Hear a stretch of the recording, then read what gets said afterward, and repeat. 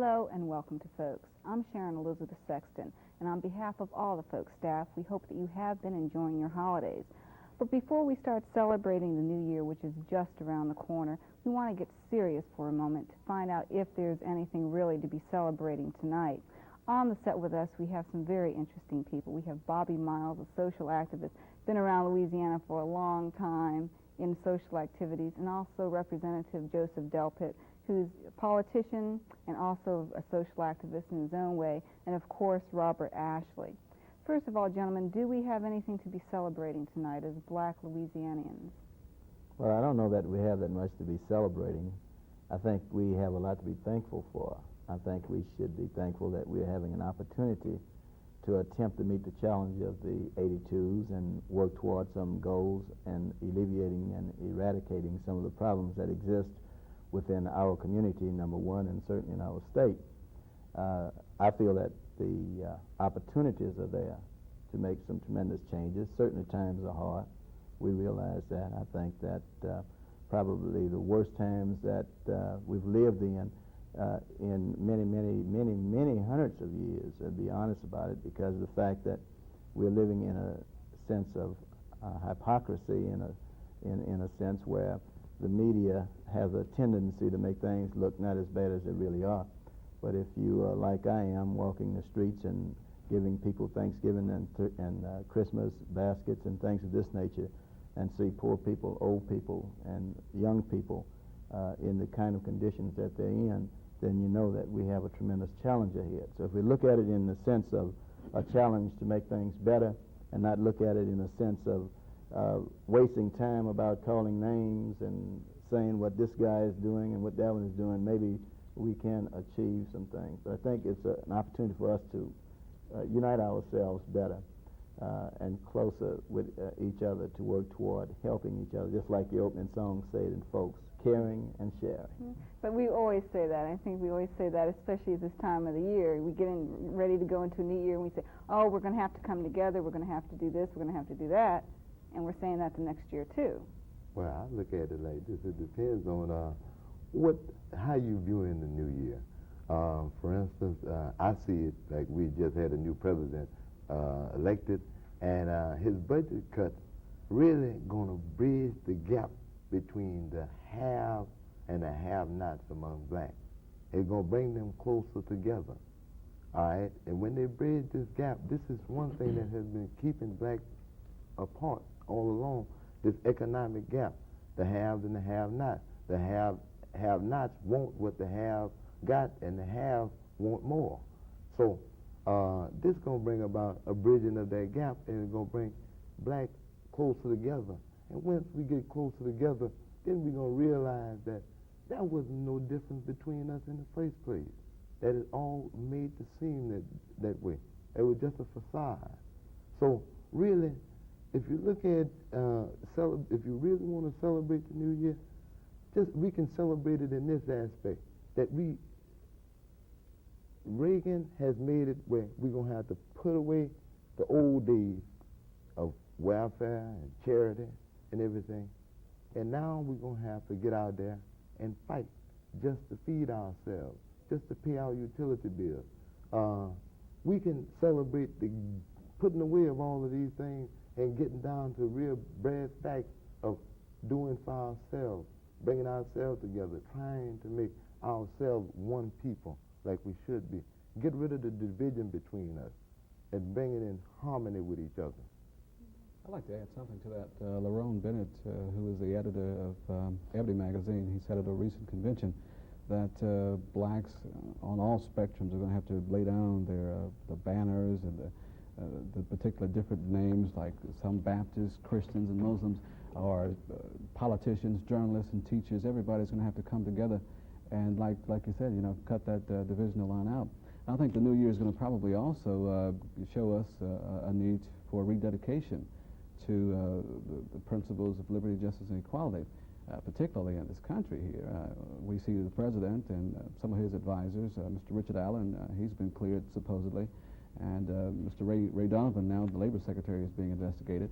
And it just really makes you wonder if these gentlemen are setting an example for us. What type of leadership do we have, and what type of impact this is going to have on young people. But I think that the new year coming, we'll just have to rededicate ourselves. We need to reassess our progress, where we've been and where we're going, or else we're just going to go off just like a car going down an interstate with no steering wheel. I think we need to look back at our steering wheel. Okay, that brings up several, I guess, very interesting topics.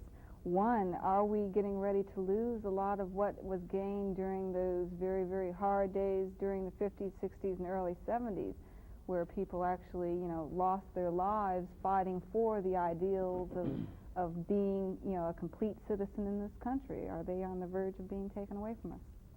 Very much so.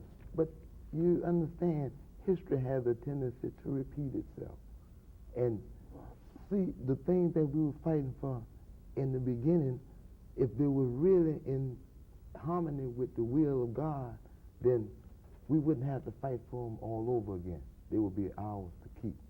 But if we just take an understanding and try to get a better understanding just what is meant for us. Now, one thing is the Constitution. The Constitution was not written for black folks. The Constitution of the United States should have had in little letters for white only, because the Constitution tells you that you're not an American. For instance, you don't have to pass a bill for an American to get an education. That comes automatically for an American. You don't have to pass a bill for an American to have the right to vote.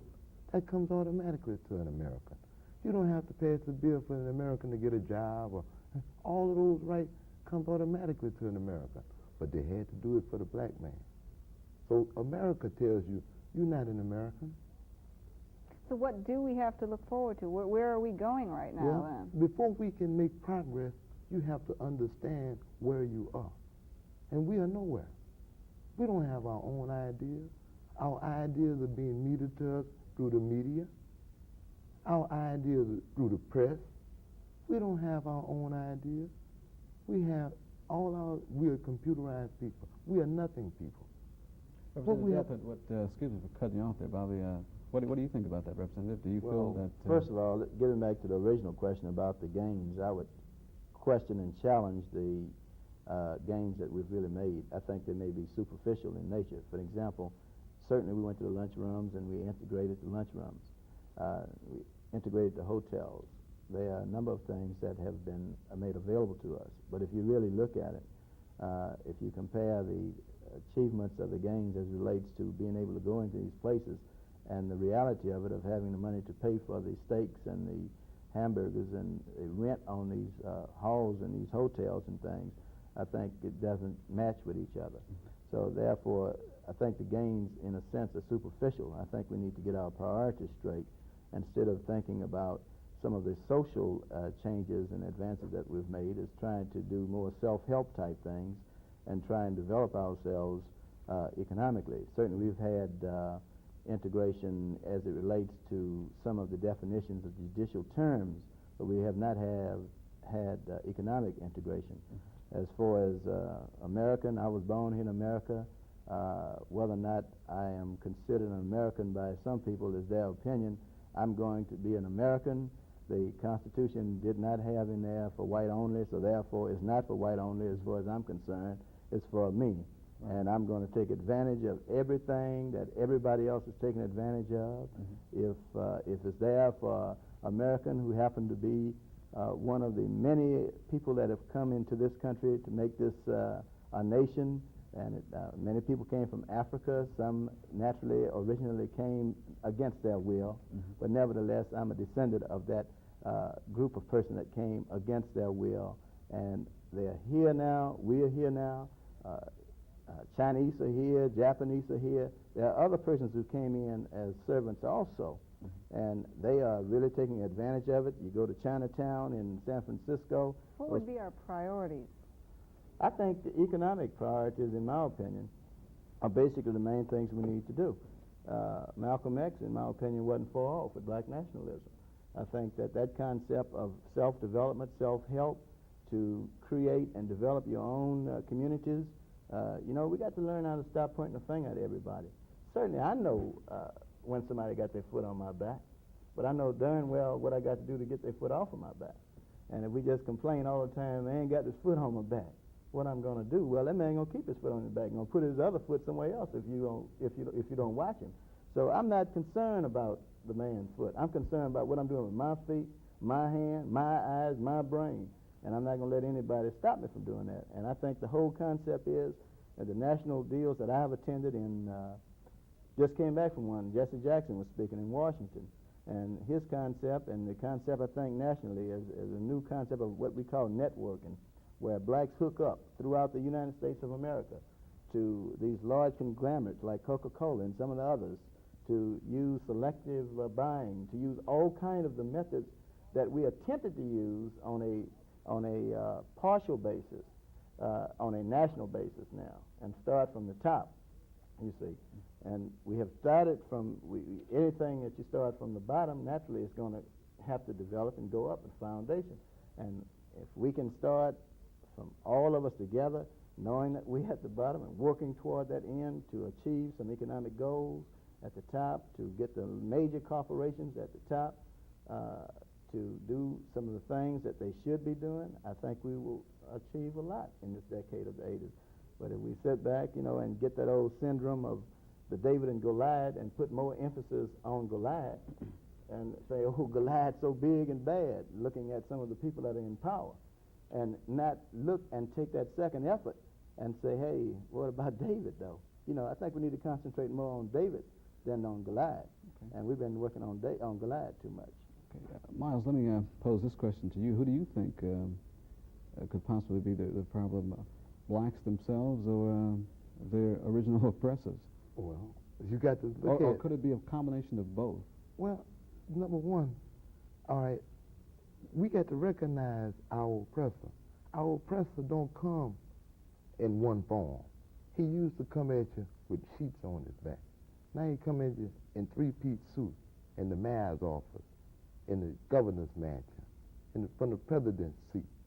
So when you realize it, you don't see no black folks sitting in the seat. They're all white.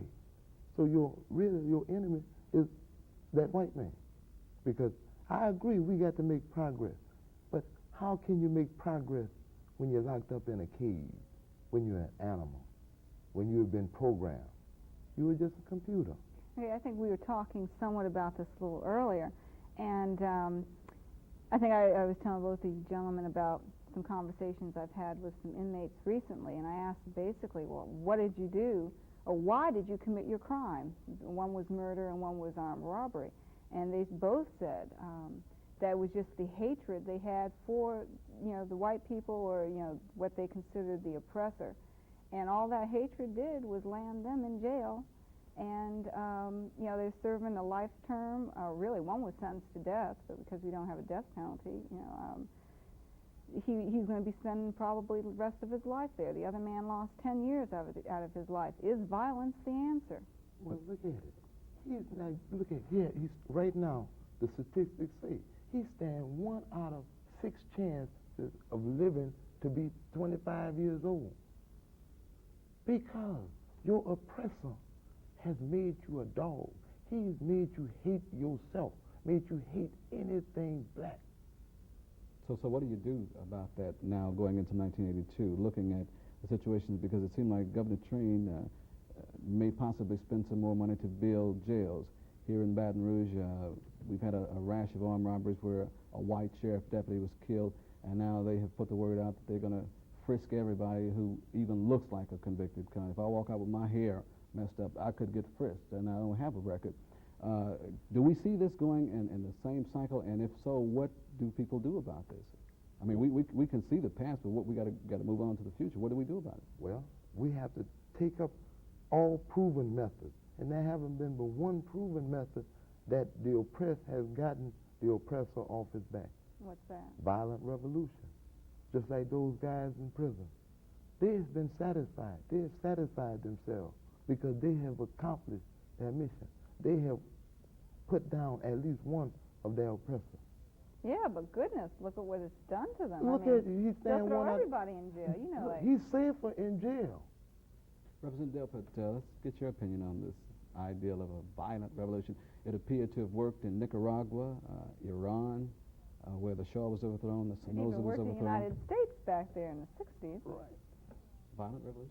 Well, violence, it got a whole lot of things accomplished, which people felt that the silent demonstrations or the peaceful demonstrations weren't doing. Well, here's a clear example where down in Miami, the violence that erupted down there didn't get the police officers who allegedly beat Mr. McDuffie indicted, but then again, that could be a mockery of justice. But Mr. Delpit, what do you think about the violent revolution ideal concept? Well, basically, I believe that in using any means that's necessary to achieve an end as it relates to achieving total justice and freedom and equality for a person. Now, some people may have to use violent revolutions. Personally, I don't know many folks who can afford, I don't want to take that Goliath and David philosophy too far, go out there with a Molotov cocktail and having an army tank aiming at your head. I don't know how long you'll last with a violent revolution, but if that's what some people feel they want to do, I have nothing against that. I won't be out there in that number myself. Personally, I would think that I would work at it from a different perspective. I think we have been able to get some persons throughout the United States into some positions that allow us an opportunity to be in a position to make plans for the future. Now, this is 1981. We are going into 1982 at midnight tonight, and I challenge any black man or woman in this city to come forth and lay down a plan that we as black people have that will attempt to show where we are headed even in this parish in 1982 as relates to achieving some of the things that we've talked about. I think this is the first thing we're going to have to do. I think we're going to have to get together people from all walks of life, as has been brought out here, sit down with a no-nonsense type of agenda and come up just like an architect with an architectural plan of where are we really headed. Are we attempting to get a black bank? When I say black bank, money is green. I'm not talking about what good is a black bank if there ain't no green money in it. You see what I'm saying? Much good. I mean, put a bank up that black people control, but it's to the, it has the kind of business sense about it that anybody would feel comfortable in investing in it. Put together the type of businesses that anybody would feel proud of going into. You know, these are the kind of things that we have to work toward. Community-wise, as far as community development, I don't see anybody riding down in certain areas of East Baton Rouge Parish telling brothers and sisters to not keep the neighborhoods clean. You know, I don't see anybody telling anybody to do that. I don't see anybody holding a gun on anybody saying, throw that trash out there, you know. And I'm proud of my people, you know. But the fact of the matter is, I think we need to get our business straight and stop concentrating and be blinded by the game that the man is trying to put up on us. You know, that's what I'm concerned about. I don't want nobody to whip a game on me by saying, let's go get the man. And here it is, we losing an opportunity to develop our own community and our areas where we're living. Let me follow this up. Cynthia Boston, Falani Suni Ali, the young lady who's been going through some judicial problems, I guess, involving in the Brinks robbery. Now, she's a member of the new Republic of Afrika, and they're asking for a separate black state in the United States. Is that a viable means of, I guess, justification, you think, or solving the problem? If I saw her feasibility study, and it seems as if they can make it work, certainly I think it's one that one should look at. If they can make it work. Chinatown working, you know, those folks have a tremendous business community and they create jobs for each other. I don't see many persons in Chinatown who are going to the welfare department asking for welfare. There are jobs created within Chinatown itself.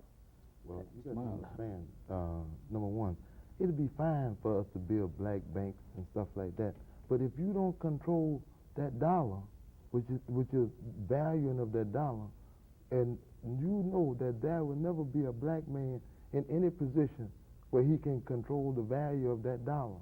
And as long as you don't have no control over the value of that dollar, what you got in that bank can be counterfeited any day. So you don't have nothing when you own a black bank. All you got is a building. So economically, that white man can devalue that dollar and put you out like that. But look, you talk about Chinatown. You say you believe in the Bible. You keep quoting David and Goliath, and you got to think more about David than Goliath. But look at it.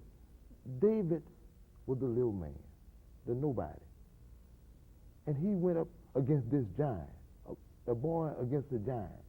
Now, you got to tell that boy something. You don't tell that boy, hey boy, you too small to go up against that giant. He went up against him with a stone. A man with a giant with a spear and a man with a stone. So we are black people. We are just a stone. Pick up your stone. Pick up your cross and carry it. Fight that great big devil, that white devil. That's what you have to do, because that's the only feasible way. You say you fight it with money. Well, your God is money. Some fight it with God. But look, the thing is, the only way you can get rid of your oppression is get rid of the oppressor. And you can't do it economically because he controls the economic system. You can't do it politically because he controls the political system. What about the military system? Does he control the weapons and everything like that? Right, but he do not. He's trying to program your black kid's mind to turn against you.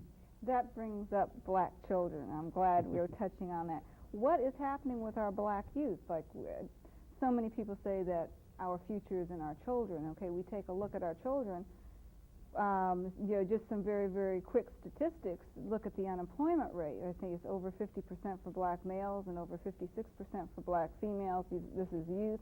Let's take a look at, just the jail situation, violent crimes among our young people. These kids are getting out there and they're doing some very, very, what I would consider horrible things as far as, murder, armed robbery, and these are 14, 15, 16-year-old kids. And then look at our black males where suicide is the second leading cause of death between black males ages 18 to 23. Like, it looks, if the kids aren't trying to kill themselves, then they're, doing something to get put into jail or get a record where, goodness, it just seems like it's a self-destruct kind of a system I have right my now. concept about that, but before that, I'd like to know, what street you live on, Bobby? That's regardless. Cedar Grove in Glen Oak. Glen Oak. They have a street out there, got a lot of bricks and rocks on it. And I don't, since you're talking about children, I don't want them to sit here and believe that they ought to get out there with the bricks and rocks, because you've been here a long time, you ain't picked up the first one yet. And they out there. If you, if you believe in that, you ought to do it, is what I'm saying. But you haven't thrown the first one yet. You've been here all this time. The fact is, 97% of all school-age children, not only in Louisiana but in America, experiment with drugs, okay? 12 to 15% of those kids become chemically addicted to those drugs. Drugs are a tremendous problem with our young people today as relates to some of the problems that exist in our community. The drugs are not manufactured in our community, that's obvious, because we don't have the capital to manufacture drugs. So therefore, it must be coming in from other persons and other parts of our nation, other parts of the world. My basic thought in that regard is that in 1982, I think we're going to have take a tremendous effort, make a tremendous effort as relates to combating drug abuse in our community, in our state. I think that we're going to have to deal with programs that will allow treatment for adolescents.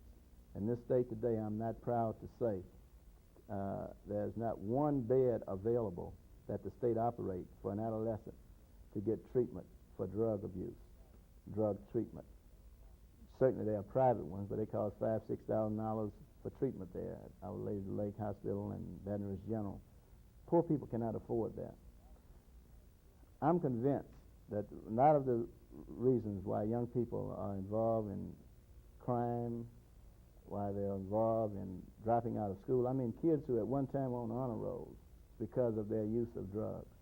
And until we combat that problem, I think we're going to always find additional problems with our young people. Unemployment is an issue that's part of the economy. When people are frustrated, they look for avenues for relaxation and to forget about their problems. And then they turn to this drugs.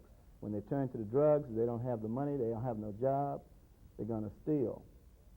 So therefore, the crimes that are perpetrated primarily in our community, as relates to direct crime, not indirect, because as Bob has indicated, other persons, I would think, are directly responsible for the crimes that even go on in our communities because of the way they have screwed up this economy, because of the way that they have cut people out of jobs, because of the programs that they have, in attempting with a silly approach in fighting with this economy program that they have as it relates to fighting inflation. So, it's just not working, and they should admit that. But the point is, we got to do something, and do something quick about that overall problem. Very quickly, we're running out of time. Like everybody says, okay, these folks are sitting up here just talking. What should people do? Like tonight, the New Year's resolution. What's going to happen? What are we going to say? One thing, with the new year coming in, we know we're not going to have the money to spend like we used to in a good time. So, number one, we need to decide for ourselves just really what is meaningful. Is it meaningful to pacify ourselves for the day, or to teach our kids something and be a standard for them that we might stand up now, so when our kids grow up, that they'll have a strong person that they might look up to and that they might copy themselves behind? We ask ourselves, do we want our kids to be like us? Are we so proud of the way we are right now that we want our kids to grow up in our image? Or do we strive to make our image better to ourselves? Because we can try to assimilate other people, but when you try to assimilate other people, you forget about yourself. Okay, Mr. Delpit, very quickly. Any resolution I would come up with would be primarily what we've talked about. Number one, I would like to make a resolution that I would like to work towards an end of bringing all of us and other people in to try and developing a plan of action so that we can work to fight some of the problems that exist in the 80s and try and work for solutions for those problems. And I would encourage other persons as a resolution to dedicate themselves to work with us also in this effort. Okay, Robert. Well, I think that what people are particularly going to have to do is just like reevaluate where they are right now, and in that I work in the news media, stop believing everything that you read in the newspaper or see on the television or hear on the radio, because a lot of that stuff is propaganda. President Reagan has talked about the threats from Libya leader Gaddafi, but he has shown no proof, and people shouldn't just believe anything that they hear. Okay, well, thank you, gentlemen. It's been very interesting. Basically, the message is nothing is really new. Just get up and do something about it. And we hope that you will be joining us the rest of this month and the rest of this year for folks. We'll see you next week.